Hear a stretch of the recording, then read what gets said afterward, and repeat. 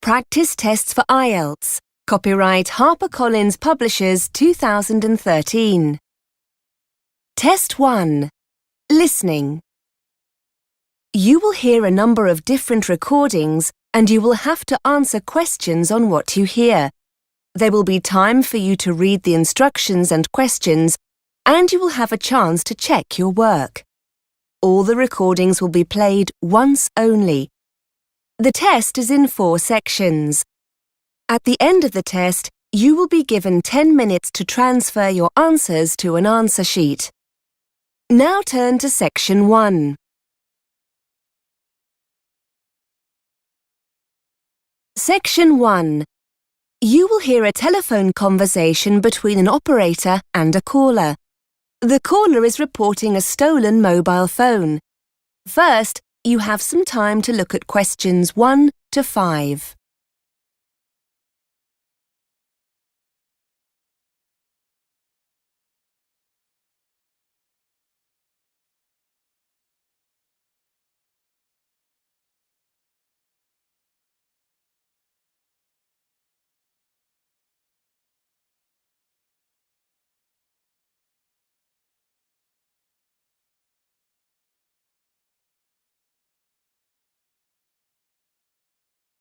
You will see that there is an example that has been done for you.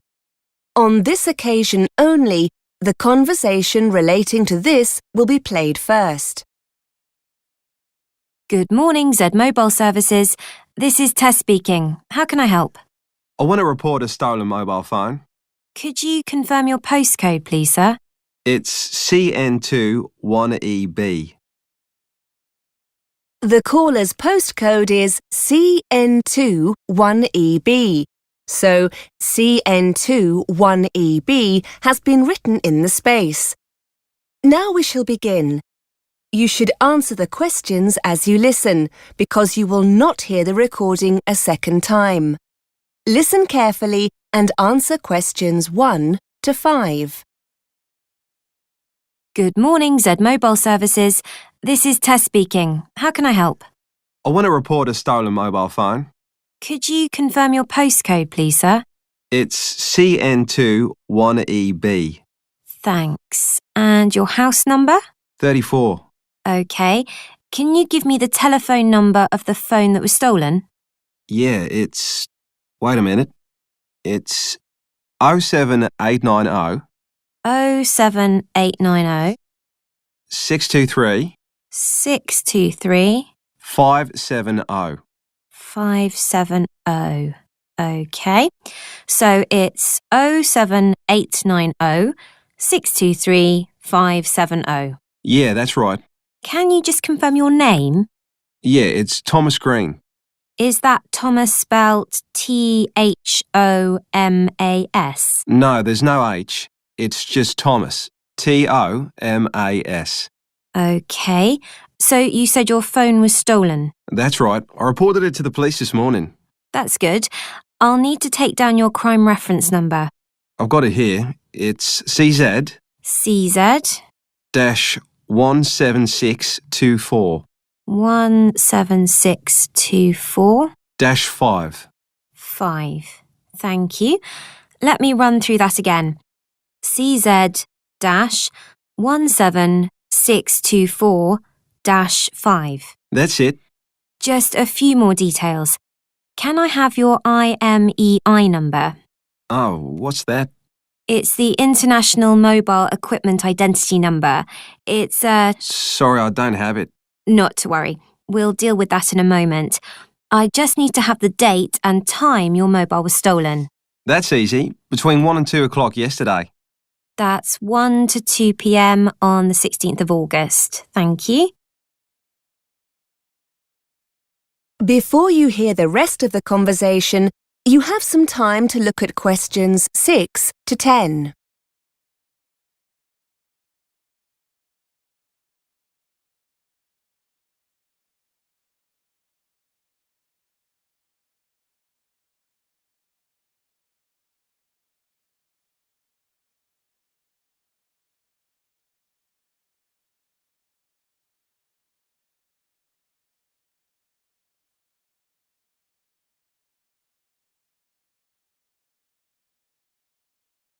Now listen and answer questions 6 to 10. Now, I just need a few details of the incident, if you wouldn't mind. Sure. I was in the Bang's coffee bar in the city centre. I definitely had my phone with me when I sat down. In fact, I remember checking to see if I had any text messages. But when I came to leave, it wasn't on the table. Did you leave the phone unattended at any time, perhaps to go to the toilet? No, that's the funny thing. Like I told the police, it was very busy in there because it was lunchtime and all the tables and chairs were pushed really close together. There were a couple of other people at my table. Someone must have leaned across when I wasn't looking and slipped my phone into their pocket. Oh dear. I know, it's such a pain. I suppose I'll have to pay for a replacement. Fortunately, you're covered by our 12-month care plan, so there won't be a charge for replacing it this time. But I have to tell you, if it happens again within the next 3 months, you may have to pay a fee. Fair enough. How soon can you send me a new one? We've got 2 options.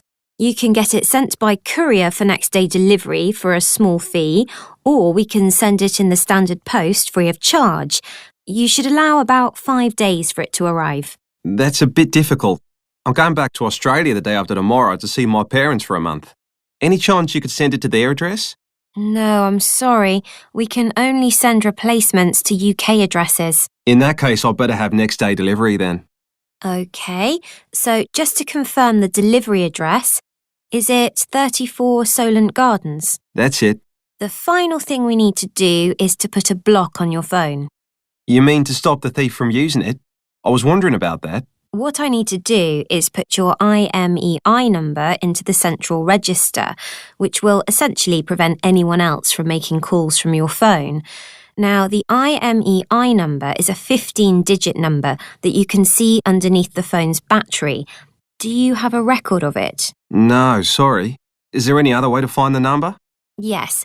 We usually trace it from a call you've recently made. In a moment, I'll put you through to my colleague who deals with that. By the time you've finished with him, your mobile will no longer operate. Good. And with your new phone, I'll also send you a crime prevention leaflet, which will give you some tips on how to protect your phone from being stolen again. Thanks. You've been really helpful. Don't mention it. Just putting you through to my colleague now. That is the end of section 1. You now have half a minute to check your answers.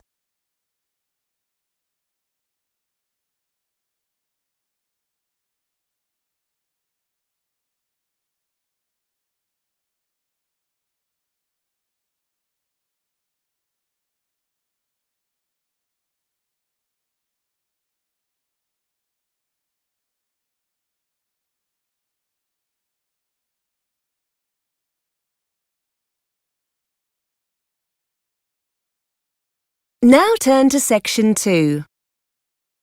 Section 2. You will hear a presenter on a radio show. The presenter is reading out letters sent in by listeners to the show. First, you have some time to look at questions 11 to 16.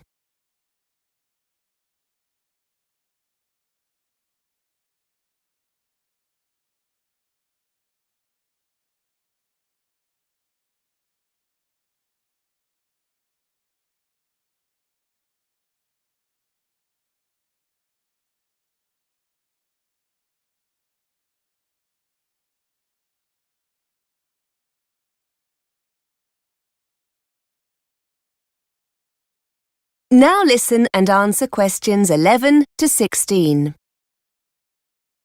Hi, you're listening to Mark Ambrose, and I'll be with you through to midday on Talkback, the show where you tell us what you think about Radio Western. I'm sure you've all heard we have a new boss here at Radio Western, and she's very keen to get your feedback. Well, you've certainly taken her invitation seriously. We'll be dipping into the postbag for your feedback in just a moment, and speaking to a surprise guest or two later in the show. I must start by saying a big thank you to Tony Marsons. Judging by your letters, he did a great job of covering the show last week whilst I was away. Thanks, Tony, if you're listening. And thanks for all the emails asking about my holiday. I had a long, rather boring flight home late last night, but I must say I had a wonderful time. The food was absolutely delicious, and the locals we spoke with were really friendly. Shame about the weather, which was an absolute washout. But you can't have everything, I suppose. And the kids loved it, so everyone was happy. Anyway, on to the first of your letters. Sally from Liverpool is very concerned about the consequences of the cutbacks we've been experiencing here at Radio Western. In particular, whether some of our late-night music shows could be facing the axe. We're force-fed a great deal of pop music throughout the day, writes Sally, and some of your listeners look forward to the more niche musical genres you cover in the evening. Are these in danger when you rearrange the schedule? Not at all, Sally. In fact, look out for 1 or 2 exciting new shows over the coming weeks. We've got a brand new classical music show coming soon, and the return of the ever-popular Chris Green with his show on international folk music. And of course, there's Carol Whittaker's History of Jazz every Friday night. Hopefully, this will put your mind at rest, Sally. Before you hear more of the radio show, you have some time to look at questions 17 to 20.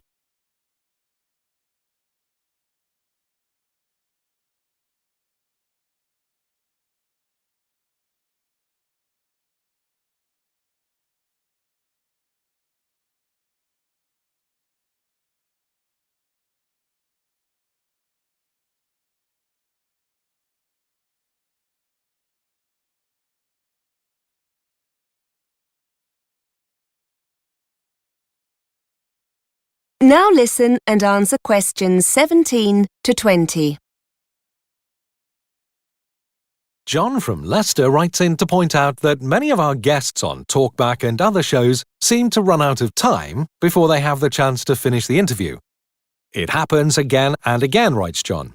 As the programme draws to a close, guests get rushed and many questions go unanswered. Why don't you offer some kind of after-show online channel where the guest can continue answering listeners' questions? I think that's a great idea, John. And as you go on to say, if it were recorded, people who don't get the chance to hear the live show could catch up later. We'll certainly pass this one up to management. I'm sure a service like this would go down really well on our website. Now, Clive has a question that would be of interest to all us over 50s fans of Radio Western. Clive wants to know why we don't feature more issues related to this age group and cater more to this group's taste in music. As Clive explains, as a regular listener, I'm concerned about your age profiling. Presenters seem intent on covering topics that appeal very much to the 30-somethings, which is great for them, but what about people of other ages?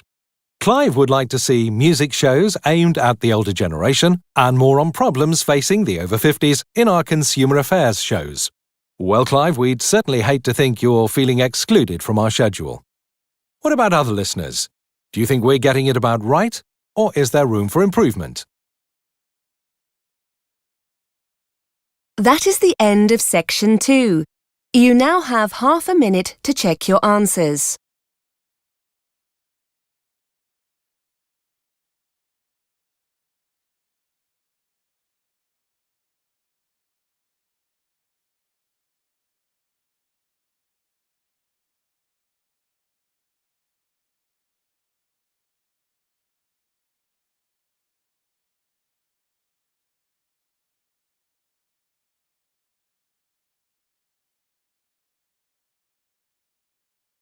Now turn to section 3.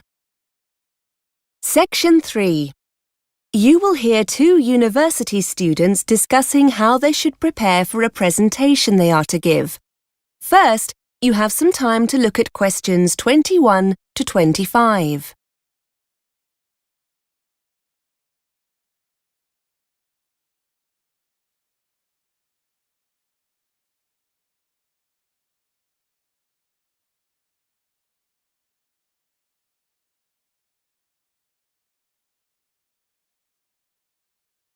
Now listen and answer questions 21 to 25.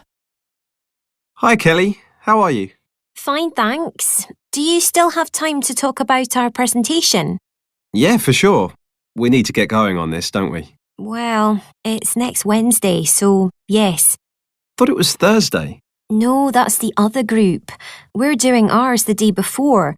I've just seen Fiona. She's going to be a bit late, so shall we just get started? Yes, fine. We're definitely doing it on women in education, aren't we? I know we talked about women in politics, but are we going for education? Yes, that's right. Now, it's not too long, is it, the presentation? They said to keep it to about half an hour. Maybe we can sort out who's doing what today. Yes, good idea.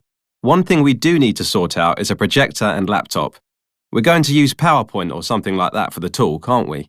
Yes, they said we could book a projector and laptop from technical services if we needed them, because it's not in the lecture theatre, is it? I know there's already one set up in there, but... No, the lecture theatre was booked. We're in the seminar room. Before you hear more of the conversation, you have some time to look at questions 26 to 30.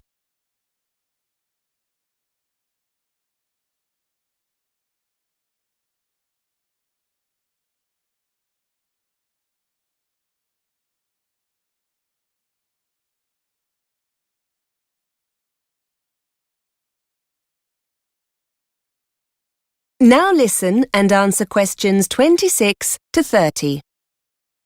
OK, so what's the next step?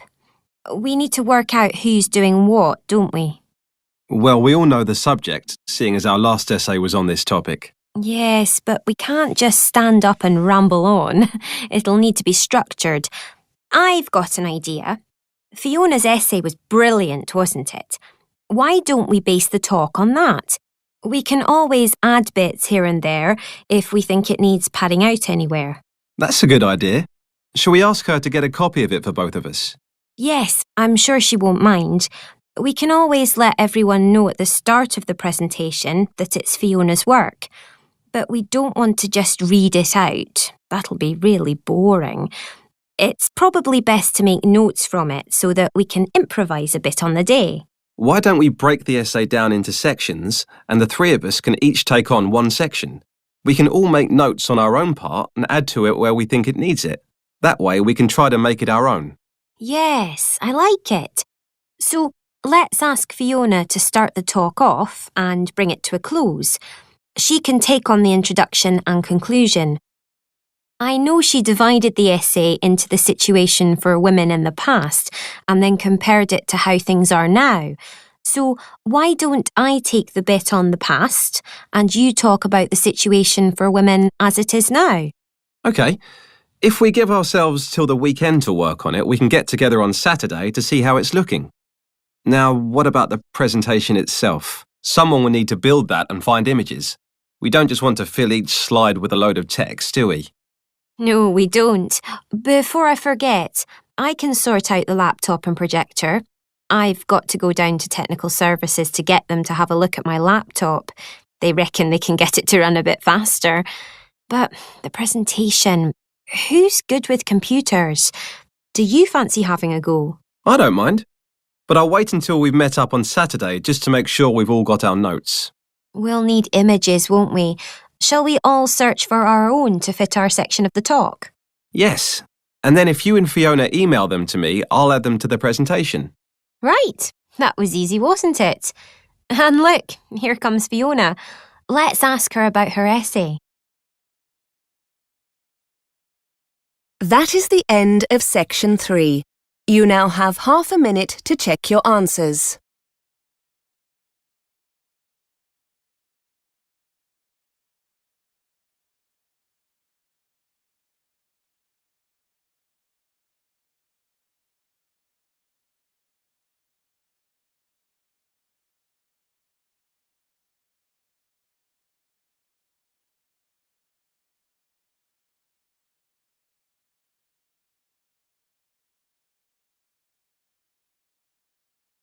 Now turn to section 4. Section 4. You are going to hear a lecturer giving a talk on time management strategies. First, you have some time to look at questions 31 to 37.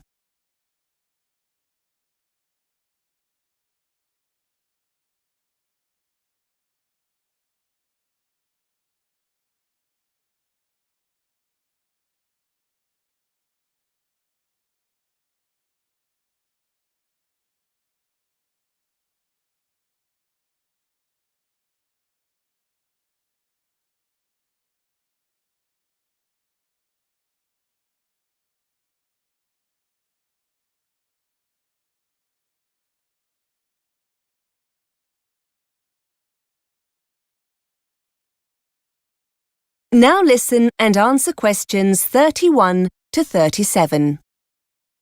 Hi everyone. Today Mark has come in to talk to you about time management strategies. If you remember, in the introductory session, I told you the difference it can make to your studies, so this is an incredibly important session. Thanks, Mark. Hello. Yes, I'm Mark. I lecture over in the business school, but I have a bit of a reputation for being rather evangelical about time management, and I'm often invited into other courses to talk about it. So, here I am. You've now come to the end of your first week at university, and you've probably noticed how different it is from school or college. For some people, this step up comes very naturally, but in our experience, many students find this new regime a challenge. People aren't watching over you anywhere near as much, and you're expected to be far more responsible for your own learning. Research I've carried out shows that 65% of male students have poor time management skills. It's not quite so high for females, but still, a majority of 55% would benefit from developing these skills.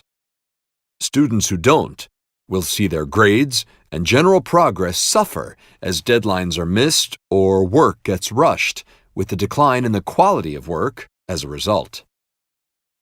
In a nutshell, you need to be aware of the big picture, to know what's coming down the line at any given time and what needs prioritizing. Start by creating that big picture using our yearly academic planner, and don't hide it away in a drawer somewhere. Give it pride of place somewhere, like on the bedroom wall, so you'll have daily reminders of what's approaching. During this first week, you'll have been given seminar and lecture times, essay deadlines, exam dates, and so on. Add these dates to your planner and add any new deadlines, such as seminar presentations or tutorial dates, as you get them. Those important non-academic occasions shouldn't be ignored either. Trips back home for family celebrations need to be factored in. Looking at your planner, the first thing that will strike you is how much time you have on your hands. Just a few seminars here and there, a couple of lectures on Tuesday and Thursday. Easy, you think. But this is very misleading indeed. Your planner only looks empty because it doesn't show all that essential self-study you'll need to do. And, as there's no one else structuring this time for you, you'll need to manage this yourself. You don't want to waste those hours between lectures or seminars in the cafe. Use this time to read through your lecture notes, prepare for the next seminar, or do some research for that next assignment. Essentially, structure your days on a 9-to-5 basis as if you were a full-time employee, and start to calculate how you're going to fill those gaps efficiently. Start by considering how you're going to meet all those deadlines. If there are any cooks among you, you'll know that putting a nice meal on the table requires more than just, well, cooking. You need to research the ingredients, buy them, chop, slice, mix, and so on. Cooking itself is a long way into the process. It's the same with that essay you have to write, or that presentation you might have to make. They need careful planning beforehand, and that time needs to be built into your preparation. Start prioritizing what needs doing and when. Download our monthly and weekly planners to help you map it all out. Before you hear the rest of the lecture, you have some time to look at questions 38 to 40.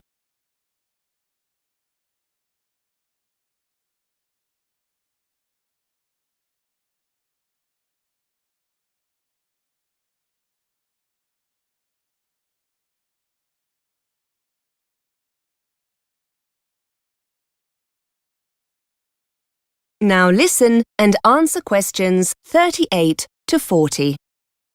And here's an important point. When you're planning what to do, be task-oriented rather than time-oriented, and set achievable goals. Finding images for a presentation, for example, is measurable. Simply writing research 10 a.m. to 11 a.m. isn't.